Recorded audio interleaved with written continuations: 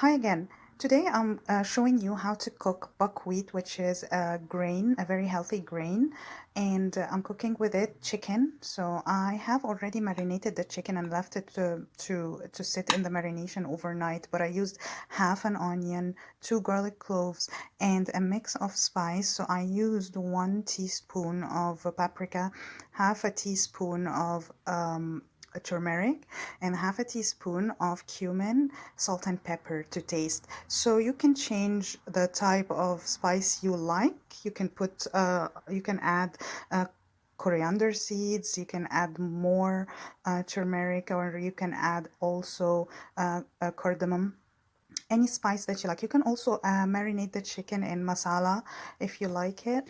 And I soaked the buckwheat in water for 2 hours. This is the buckwheat. This is how it looks like. So I'm going to show you today how to use this amazing grain. So I have a small pot here, but depending on the quantity, you're going to need a bigger or smaller pot. I'm doing a small quantity today just for dinner, so I will do just 1 cup of buckwheat. I'm going to heat some oil in the pan, probably around 5 tablespoons. I'm using today grapeseed oil, but you can also use olive oil, coconut oil, ghee, butter, whatever you like. And I'm letting it heat. And I have my chicken ready. Now, when I marinated the chicken, I added a little bit of oil because turmeric loves oil. It's a fat-soluble herb. So I added a little bit of oil here and a little bit of vinegar. So along with the spice I have. Okay, so it's hot now. I'm gonna add all the chicken. And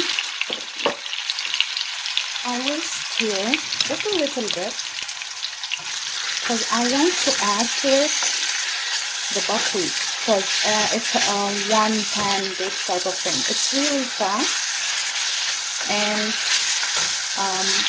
this is half a breast of chicken with 1 cup of buckwheat.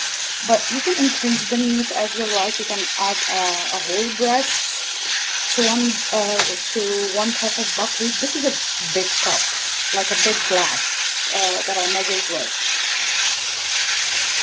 Starting to smell now.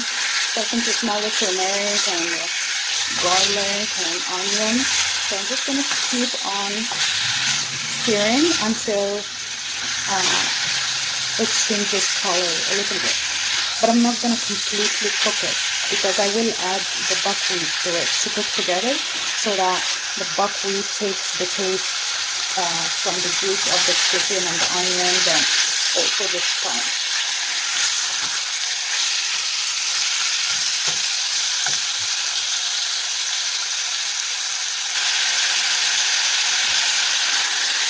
So it looks like the chicken is a little bit cooked now. I can tell because the big pieces of onion are almost cooked, tender.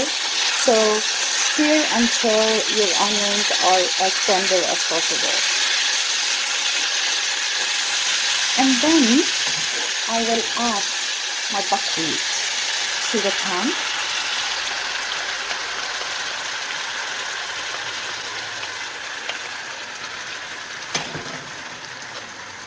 Give it a stir. And then I will add equal amount of water to the buckwheat. So this is the glass of water I used to measure the buckwheat. So I fill it with water and I add it to the buckwheat. And I stir.